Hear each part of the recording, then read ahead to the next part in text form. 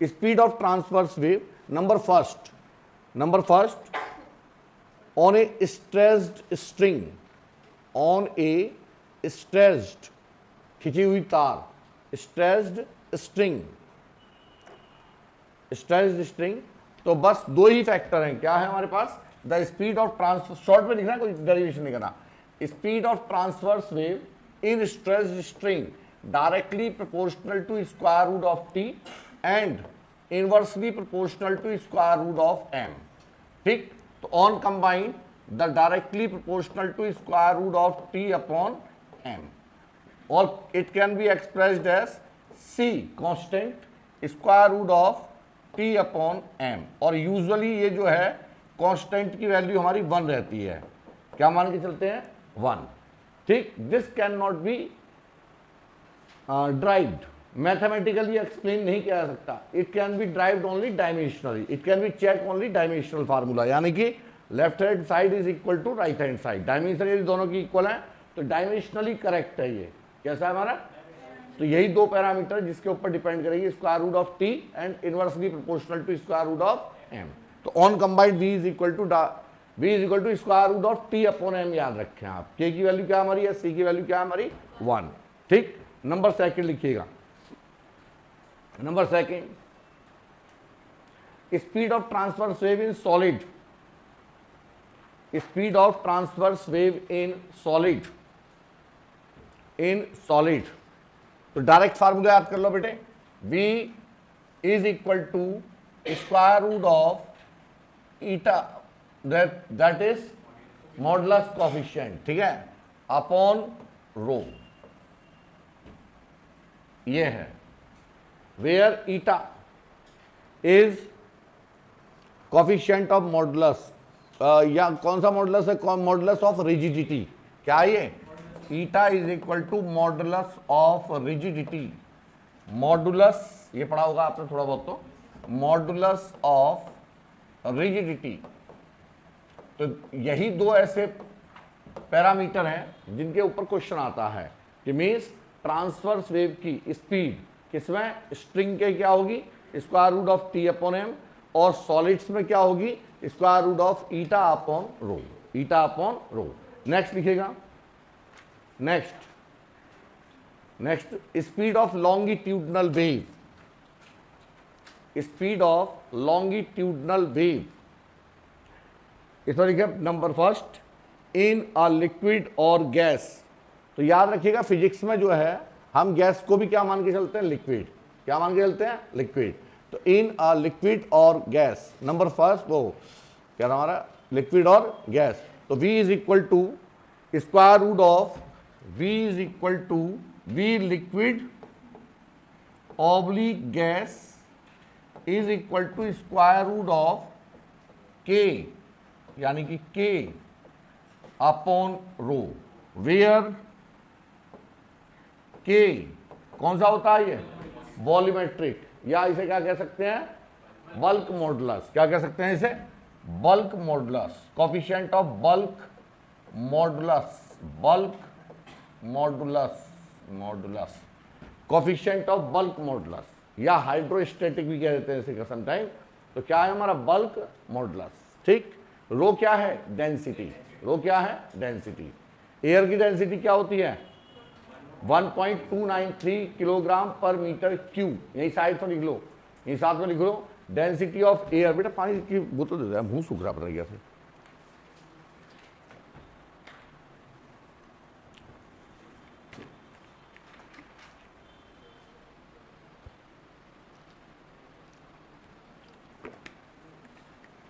हाँ जी, density of air is 1.293 kilogram per metre cube.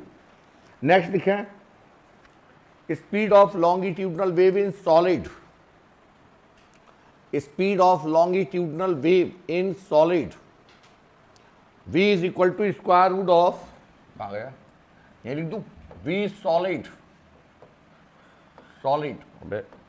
Longitudinal speed है ना, सॉलिड के लिए क्या होगी, square root of k plus 4/3 eta upon rho, k+4/3 AIIMS में पूछा गया था ये, k+4/3 ईटा अपॉन रो। तो पहले एम्स में क्वेश्चन आया था, उसके बाद टेक्स्ट बुक में आया है ये, ठीक है। तो ये एम्स में आ चुका है, तो ये आपके नीट में कभी भी रिपीट हो सकता है। डायरेक्ट फार्मूला याद करना, फार्मूला बेस्ड ही क्वेश्चन है, इसमें कुछ है नहीं है, ठीक। जो मैंने कल पढ़ानी थी बेस्ड पढ़ा दी, हरे कल समझ में आ गया ना भाई। ये देखो उसका यूज कैसे करेंगे अभी। ये आ गया k+4/3 eta upon rho. Next लिखेगा speed in solid rod, speed in solid rod v, rod के लिए हो जाएगा स्क्वायर रूट ऑफ गामा या y, वो गामा नहीं सॉरी y, हाँ y upon rho, y upon rho. दिमाग से स्लिप हो जाती है कभी कभी चीजें। y अपॉन रो, y क्या है हमारा यंग्स मॉडुलस, क्या है हमारा यंग्स मॉडुलस, ठीक है। अभी इनके ऊपर न्यूमेरिकल कराते कैसे कैसे आएंगे, पहले फार्मूले याद करते जाओ। तो याद रखना, देखो बेटे सॉलिड रॉड है मेरे पास, हाँ जी समझो। रॉड के अंदर दोनों वेव्स हो सकती हैं, ट्रांसवर्स भी और वो डिपेंड किसके ऊपर करेगा, डायरेक्शन ऑफ अप्लाइड फोर्स। ये मान लो ये मेरे पास ये है, ये रॉड है, यदि मैं फोर्स ऐसे अप्लाई करता हूं तो झनझन की आवाज इधर की तरफ हो जाएगी, यानी कि आपको दिखाई देगा कि यहां वाइब्रेशंस हो रहा है इस सरफेस पर। इसका मतलब ये कैसा मीडियम है, इलास्टिक मीडियम। कैसा मीडियम है, इलास्टिक मीडियम। क्योंकि आप ये नहीं, रॉड किसकी, आयरन रॉड है, स्टील रॉड है, तो आप उसे मोड़ सकते हैं। जिस चीज को आप मोड़ सकते हैं, जिसके अंदर फ्लेक्सिबिलिटी है, वो सब क्या है, इलास्टिक मीडियम, वो सब क्या है। और जिस पर आपने जरा सा भी फोर्स अप्लाई किया वो तुरंत ही ब्रेक हो गया, जैसे कि कांच, जैसे कि कांच, तो वो तुम्हारा इलास्टिक मीडियम नहीं है, है ना।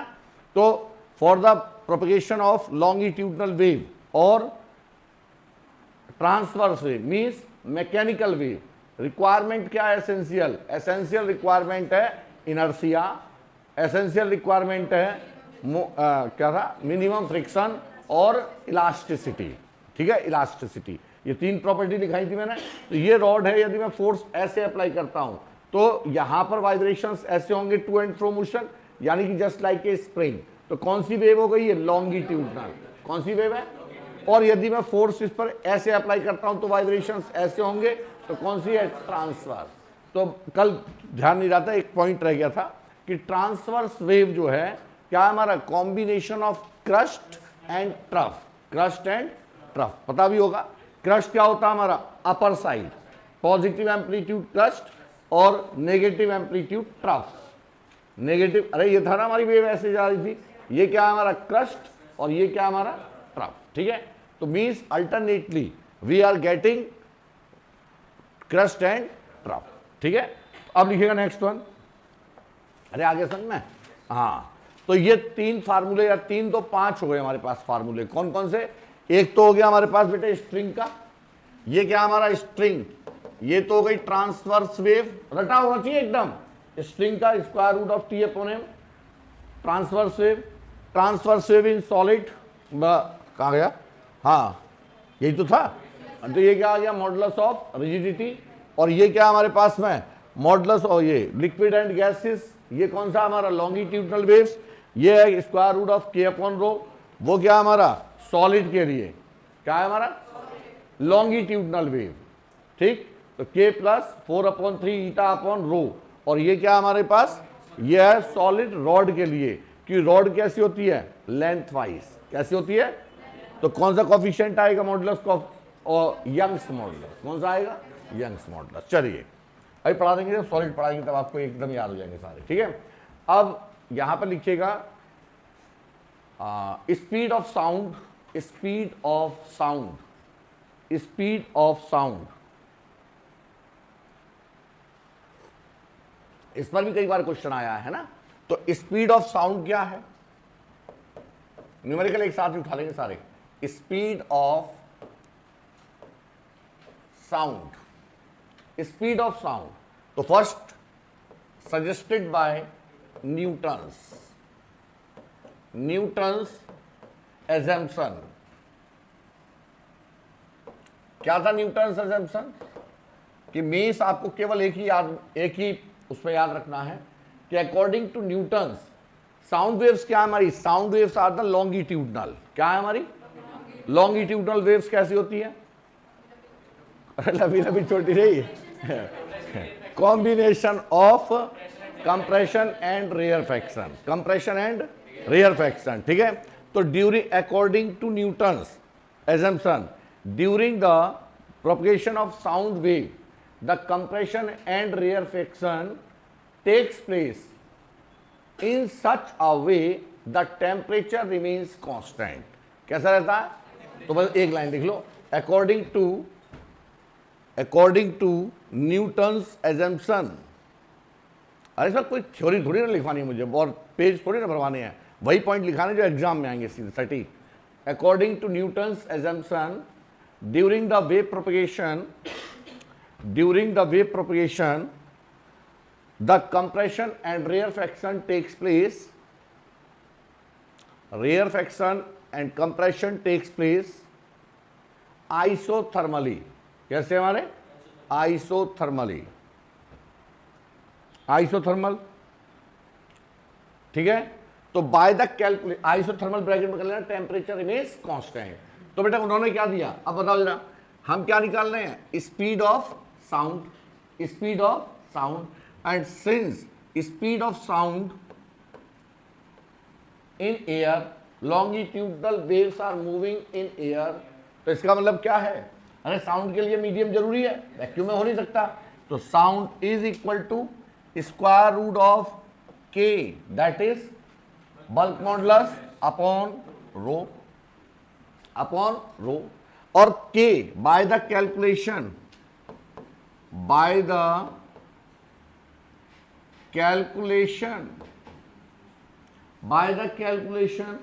के की वैल्यू क्या होती है बेटे? के आइसोथर्म की वैल्यू किसके बराबर हो जाती है? प्रेशर के इक्वल। किसके बराबर हो जाएगी? प्रेशर। किसके बराबर होगी? प्रेशर के इक्वल।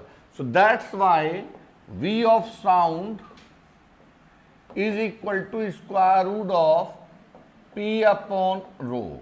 तो बेटा ये याद रखना, ठीक है, कि according to Newton's assumptions the speed of sound is square root of P upon rho, where P is the pressure. कौन सा प्रेशर है? Atmospheric pressure. तो P that is atmospheric pressure, and this is equal to 1.01 into 10 to the power 5 pascal.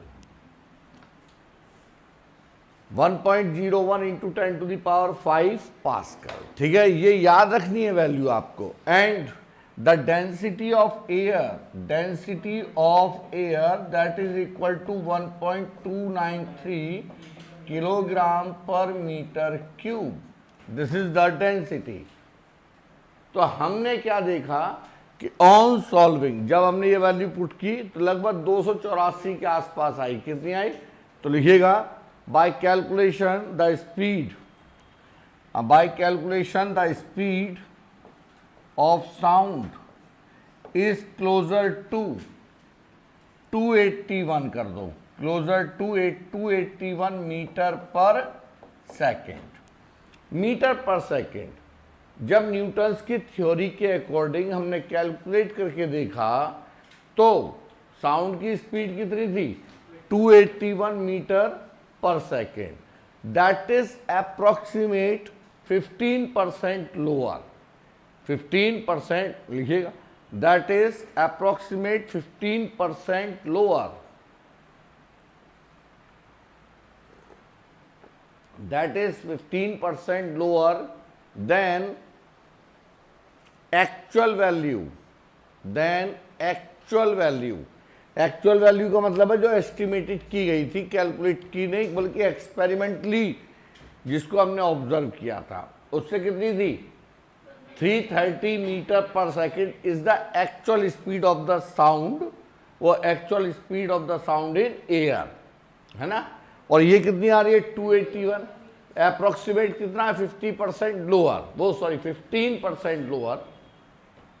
अब यदि ये 15% lower थी, So there is need of correction. There is need of correction. That's why, next point लिखें, that's why it is corrected by Laplace. It is corrected by Laplace. Laplace, तो Laplace correction कहते हैं इसे, क्या कहते हैं? Laplace correction. Laplace correction. Laplace correction तो लिखिएगा according to Laplace. According to Laplace. According to Laplace during the propagation of wave, during the propagation of wave, rarefaction and compression takes place adiabatically. क्या होते हैं हमारे? adiabatically. Adiabatically का मतलब है no exchange of heat from the system to the surrounding or surrounding to the system. Heat and thermodynamics पढ़ी है आपने? सबको अच्छी तरह आती है? केमिस्ट्री में पढ़ी होगी. हम पता करेंगे कैसी आती है, ठीक है? जब हम पढ़ाएंगे तो पता चलेगा तुम्हें आती भी है कि नहीं आती है. तो क्या आएगा? क्या था हमारा? हाँ, एडियाबैटिकली. एडियाबैटिकली का मतलब है no exchange of heat from the system to the surrounding और सराउंडिंग टू द सिस्टम. तो बेटे v स्पीड क्या हो जाए? v क्या हो जाएगा हमारा? स्क्वायर रूट ऑफ k होता है. Square root of k upon rho होती है. तो k को क्या मान लिया उन्होंने? एडियाबैटिक. कैसा है हमारा k? एडियाबैटिक. एडियाबैटिक. तो बाय द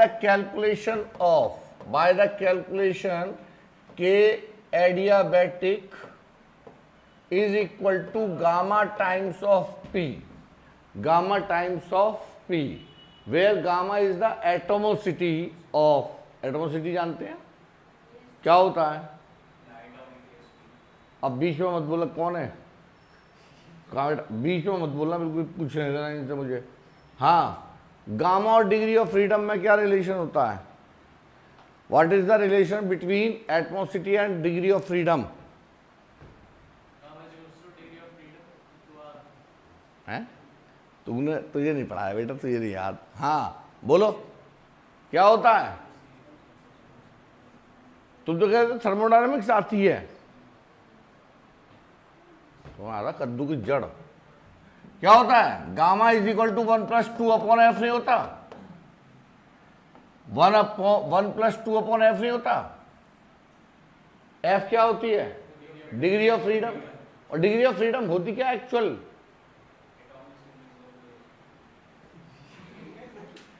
मानेगा नहीं बात, समझ इसे समझा रखा ना, इसलिए.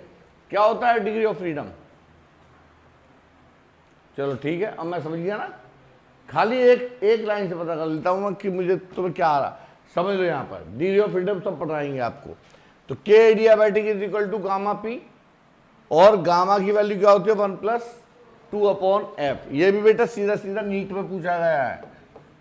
ये भी नीट में पूछा गया है, relation between gamma and degree of freedom. ठीक है, 1+2 अपॉन एफ याद रखा करो. तो ये है हमारे पास. या फिर गामा की वैल्यू क्या होती है? CP upon CV. CP upon CV. CP क्या होता है? ये तो पता है ना. हाँ ठीक है, तो अब यहां से निकाल लें आप. तो gamma for air is diatomic. Air क्या है? डाइएटॉमिक. डाइएटॉमिक है तो डिग्री ऑफ फ्रीडम कितनी होगी? डिग्री ऑफ फ्रीडम कैसे निकालते हैं? बस हाँ जी, गामा की वैल्यू कितनी होती है? डिग्री ऑफ फ्रीडम वो फॉर डाइएटॉमिक 1.5. कितनी होती है? 1.5. Gamma is equal to 1.5. 3/2 1.5. तो इसका मतलब यहां पर वैल्यू पुट किया हमने, तो क्या हो जाएगा? v इज इक्वल टू, कोई बात नहीं मैं सब सिखा दूंगा, आप चिंता ना करें. गामा इज इक्वल टू कहाँ है हमारा? 1.5 इंटू क्या लिख दूंगा इसे? अरे इसे ये लिख सकता हूं मैं 281 इंटू स्क्वायर रूट ऑफ 1.5 1.5, तो ये कितनी हो जाएगी, ये आ गई 331 metre per second, metre per second ये आ जाएगी। तो this is approximate equal to the actual speed. ठीक है, तो यही थ्योरी थी आपकी।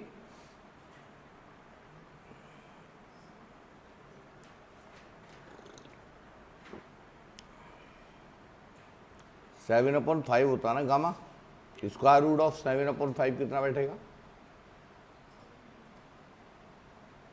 अरे 7/5 कितना बैठा, 5 1 5 और 5 1.4, हाँ 1.5 ठीक है, 1.4 कर लो, इसे 1.4 कर लेना है ना, 1.4 या 7/5।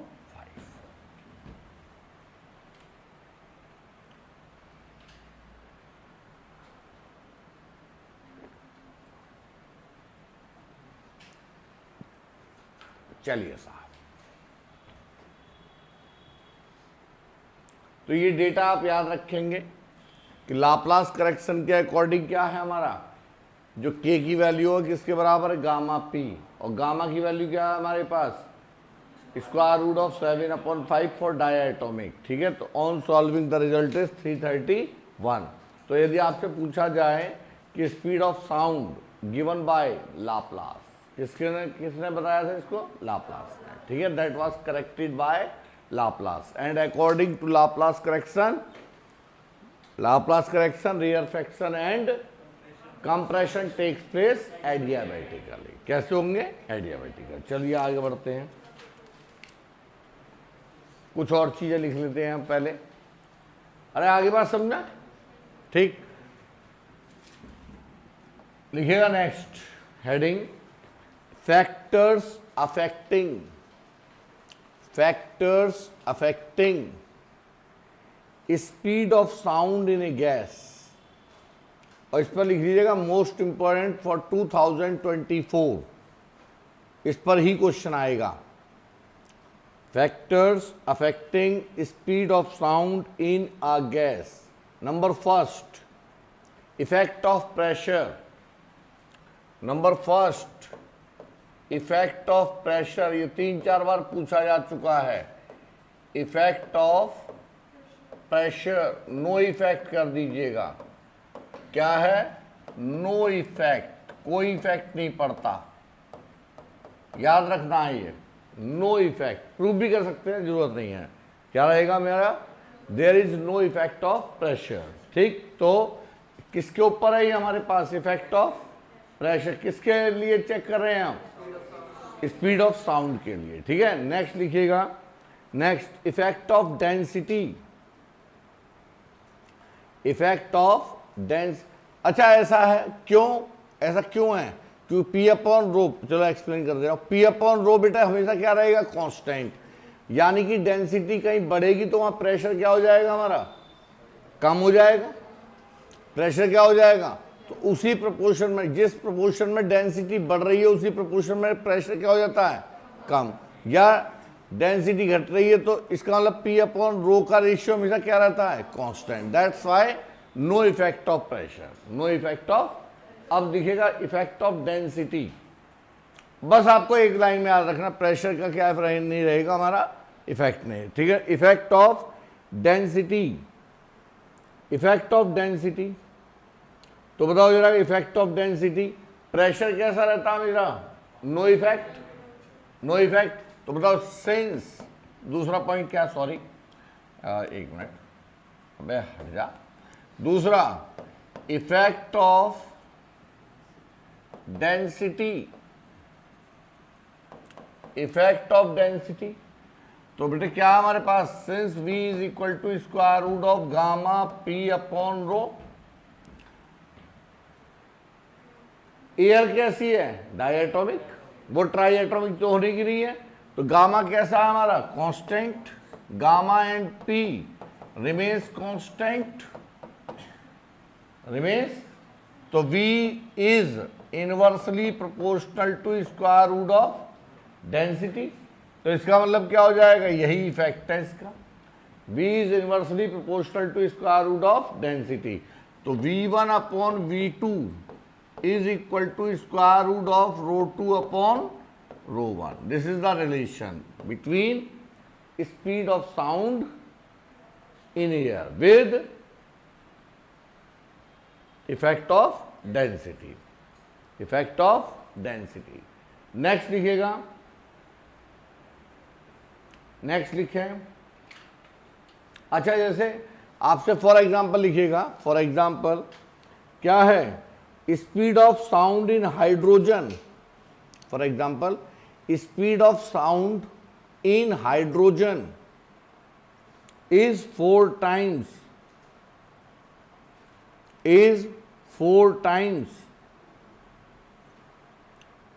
the speed of sound in oxygen। क्यों?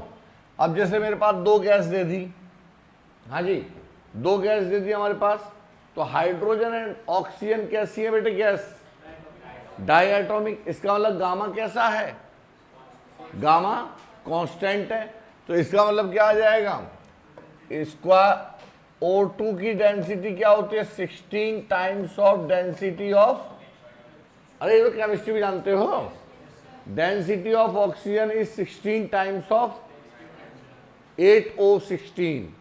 अरे ये तो होता है 8O16। तो ये आ गया हमारे पास में, तो क्या आ जाएगा, हाँ VH2 32 होती है ना,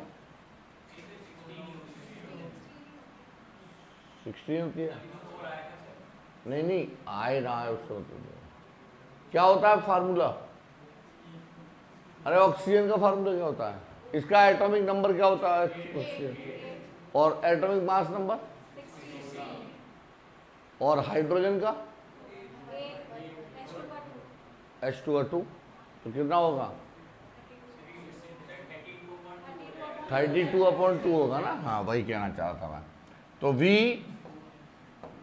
भाई देखो ऐसा है, यदि मेरे से कोई मिस्टेक हो जाए तो ध्यान रखना, पकड़ने की जरूरत नहीं। आई एम टोटली नील बटे सन्नाटा in chemistry, no idea. H2 rho of, भाई नहीं आती केमिस्ट्री तो नहीं आती, गर्व है मुझे इस वाली बात पर। हाँ, बेकार सा सब्जेक्ट आने की जरूरत भी नहीं है। क्या आ गया ये, स्क्वायर रूट ऑफ H2, हाँ खा इसमें ये मिला दो, इसमें ये निकाल दो, और इसमें ये मिलाया तो लाल रंग हो गया, इसमें ये मिलाया पीला रंग हो, कब तक याद करेगा उसे आदमी, 4 टाइम्स। ठीक है, तो इसका मतलब क्या आ गया मेरे पास, VO2 is equal to 4 times of V of H2। सही तो है? VH2 इज इक्वल टू, हाँ उल्टा हो गया, सॉरी, क्या लिख दिया मैंने, VO2, अरे यहां पर आएगा ना 4, ये आ गया 4, तो VO2 is equal to 4 times of H2 आएगा ना। एक मिनट, ये आ गया एक minute, VH2 upon VO2 is equal to 4 है ना। अच्छा हाँ, तो VO2 is equal to 1/4 times of V of H2। वो मैं बार बार 1/4 पढ़ रहा था यहाँ पर। ठीक है, ये आ गया। ठीक, तो ये भी आपका जेई में आ चुका है और नीट में भी पूछा जा चुका है, दोनों में पूछा जा चुका है। ठीक है, ये याद रखना है, ये नहीं कैसा भी क्वेश्चन आ जाए। ठीक, नेक्स्ट लिखिएगा, next effect of humidity, effect of humidity, effect of humidity. अब बताओ जरा, हमारे पास दो टाइप की एयर है, एक है ड्राई एयर और एक है वेट एयर। क्या है, किसकी डेंसिटी ज्यादा होगी, वेट एयर की और या ड्राई एयर की, इसीलिए कहते हैं तुम लोग पढ़े ही नहीं हो, तुम लोग पढ़े ही नहीं हो। ड्राई एयर की डेंसिटी ज्यादा होती है एज कंपेयर टू, सुनो कैसे, अभी ड्राई एयर है, गर्मियों के टाइम पे ड्राई एयर होती है, टेम्परेचर काफी ज्यादा होता है, और जब टेम्परेचर ज्यादा होता है तो उसके अंदर डस्ट पार्टिकल मौजूद हैं। किसके अंदर? एटमॉस्फेयर के अंदर सारी गैसेस हैं, है ना। तो एटमॉस्फेयर के अंदर जो डस्ट पार्टिकल और other type of gases involvement है, तो इसका डेंसिटी बढ़ रही है घट रही है? Heavy particles are also involve in air. तो वो फ्रेश एयर तो नहीं है, वो कैसी है हमारी एयर? वो पॉल्यूटेड एयर है। कैसी है हमारी? Polluted air. एकदम से बारिश हुई झमाझम, क्या हुआ? भारी भारी पार्टिकल कहाँ गए? जमीन पर। जमीन पर जितना भी डस्ट था वो कहाँ आ चुका? जमीन पर। जितना पॉल्यूशन था वो कहाँ गया? वापस जमीन पर। अब एयर कैसी हो गई? सुहानी। बारिश होने के बाद आप लोगों को कैसा फील होता है? फील गुड, है ना। तो आप क्या करते हैं? स्कूटी, मोटरसाइकिल, साइकिल जो जिसके पास है वो लेके घूमने निकल जाता है कि चलो यार घूम के, बड़ा अच्छा मौसम हो रहा है। बड़ा अच्छा मौसम होने का मतलब क्या है? कि जो पॉल्यूटेड एनवायरनमेंट था वो खत्म हो चुका। वो बेटा ऐसे याद होता है, कैसे हो गया? खत्म हो चुका। तो अब याद रखना, की पॉइंट नोट कर लीजिए कि the density of wet air, density of wet air, bracket में कर लीजिएगा नॉन पॉल्यूटेड। वेट एयर का मतलब होता है non polluted, is less than density of dry air. Dry air, dry air. अब बताओ जरा, जिसके अंदर ह्यूमिडिटी है इसका मतलब कौन सी है? Wet air. और जो ड्राई एयर है उसके अंदर ह्यूमिडिटी नहीं है। तो अब बताओ कि since V is inversely proportional to square root of rho, density of wet air is less than density of dry air, तो हमने कहा velocity in wet air upon velocity in dry air is equal to square root of dry air, अरे inversely है ना, dry air to density of wet air, density of wet air. ठीक है। Dry air की density जो है वो क्या कितनी होती है? 1.293। कितनी होती है? 1.293। जबकि वेट एयर की डेंसिटी होती है लगभग 0.8 समथिंग, 0.8 या 0 मतलब 8988, तो ये लगभग 0.9 के आसपास कम हो जाती है। ठीक, तो ये आ गया। तो अब बताओ जरा, वेलोसिटी ऑफ साउंड किस में ज्यादा होगी? ड्राई एयर में या वेट एयर में? वेट एयर में। तो आपने देखा होगा कि यदि कोई प्लेटफॉर्म मतलब रेलवे स्टेशन आपके घर से 4 किलोमीटर दूर है या 5 किलोमीटर दूर है, यूजुअली आपको उसके हॉर्न की आवाज सुनाई नहीं देगी। लेकिन जैसे ही बारिश हो जाएगी, मौसम सुहाना हो जाएगा, तो उसके हॉर्न की भी आवाज सुनाई देगी, उसकी चुक चुक की भी आवाज सुनाई देगी, अरे उसके स्पीड की भी आवाज दो। तो हॉर्न बज रहा होगा तो उसकी आवाज सुनाई देगी आपको कि ट्रेन पास हो रही है। क्यों? क्योंकि पॉल्यूटेड एयर, यानी कि अब स्पीड बढ़ गई। भाई wet air is inversely proportional, तो वेट एयर की डेंसिटी कम हो गई, डेंसिटी कम हो जाएगी तो स्पीड क्या हो जाएगी? तो जो पहले केवल 3 किलोमीटर तक जा रही थी अब कहां तक जा रही है? 7 किलोमीटर तक। जो पहले हॉर्न की आवाज जा रही थी 5-4 किलोमीटर, वो अब कहां तक जा रही है? 6 किलोमीटर तक। ठीक, तो आपको हॉर्न की आवाज ज्यादा सुनाई देगी। आगे क्वेश्चन में आगे लिखो next, effect of temperature. Effect of temperature, effect of temperature क्या होगा बोलो? V is directly proportional to square root of T. ये भी इंपॉर्टेंट है, ये भी कई बार पूछा जा चुका है। V is directly proportional to square root of T. कैसे भाई? Since V is equal to square root of gamma P upon rho, and since by the relation between the thermodynamic variables क्या होता है? PV is equal to RT for n number of moles 1, PV is equal to RT, और density is equal to क्या होती है? मास per unit volume, मास per unit volume. तो क्या लिख सकता हूं मैं इसे, अरे बोलो PV, V is equal to ये हो जाएगा V is equal to mass per unit रो। ये आ गया। तो मीन्स इसको अरेंज कर लोगे तो क्या आ जाएगा, अपने आप ही कर ले या करूं, रुक जाओ। P इज इक्वल टू क्या आ जाएगा बेटे, P इज इक्वल टू हो जाएगा RT upon V, RT upon V, और V इज इक्वल टू क्या है, RT upon M into rho, rho ऊपर चला गया, कहां चला गया, ये आ गया।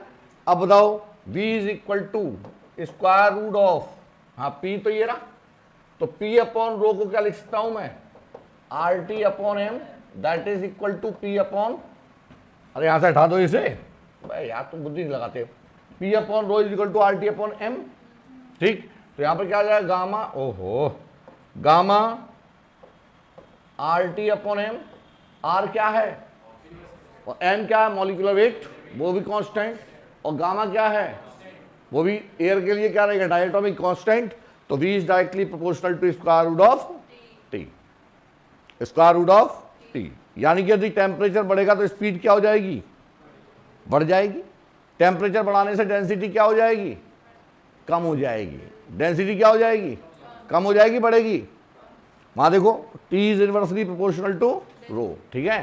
तो ये पॉइंट याद रखा करो, यही आपके कंसेप्ट हैं, यही क्या है हमारे कॉन्सेप्ट, और कई कॉन्सेप्ट अलग नहीं होते हैं। देखो नेक्स्ट की पॉइंट, इसमें की पॉइंट लिखेगा, by the observe by the experiment, by the experiment and analysis, by the experiment and analysis it was observed the velocity of sound in air, the velocity of sound in air increases by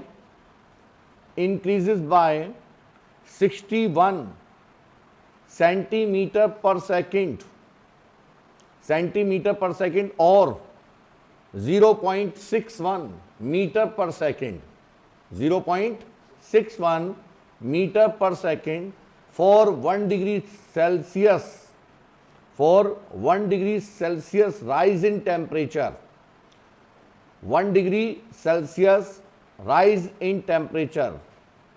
ये की point भी पूछा जा चुका है exam में, है ना। इसे कहते हैं टेम्परेचर कॉफिशिएंट। क्या बोलेंगे इसे, टेम्परेचर, ब्रैकेट में कर लेना, temperature coefficient, temperature coefficient of sound in air, of sound in air. तो temperature coefficient of sound in air. Temperature coefficient और भी होते हैं, कौन कौन से, लीनियर कॉफिशिएंट, सुपरफिशियल कॉफिशिएंट और volumetric, alpha beta gamma. Alpha beta वो अलग केस हैं, वो एक्सपेंशन में यूज होते हैं। वो किस में यूज होते हैं, एक्सपेंशन। ये किसके लिए है, temperature coefficient for the speed of sound in air, for the speed of sound इन, कितना होता है 0.61 मीटर पर सेकेंड या 61 मीटर पर, तो सॉरी सेंटीमीटर पर सेकेंड, ठीक है। ये क्वेश्चन एग्जाम में पूछा जा चुका है आपके, ठीक। हाँ वो तो पता होना चाहिए ना एग्जाम में आया क्या है।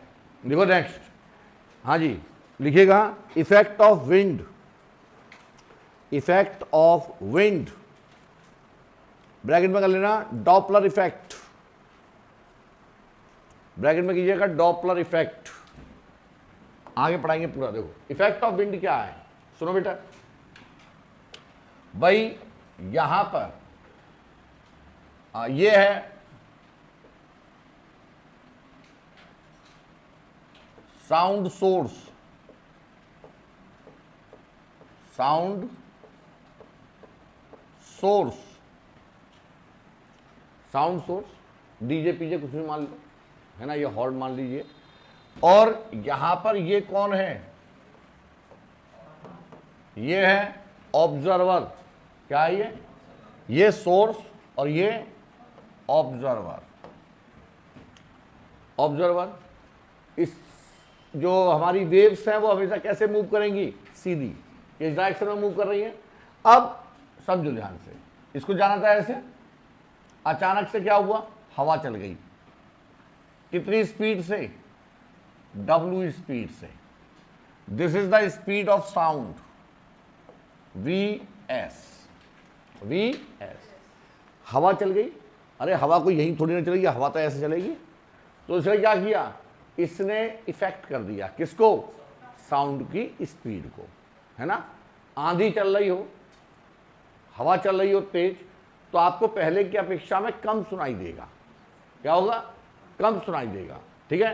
कैसे समझो, ये v, ये है w, that is the speed of wind, speed of wind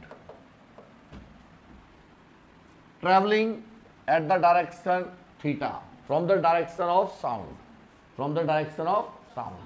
अब क्या होगा कि because this is the velocity, this is the velocity is a vector quantity subjected to an angle theta, that's why it must be resolved into components। Two components क्या हो जाएंगे बेटा, ये हो जाएगा, इसे लिख सकता हूं मैं w cos थीटा, और ये क्या है मेरा, अरे v नहीं लिखा, v साउंड के लिए ले रहे हैं हम, है ना।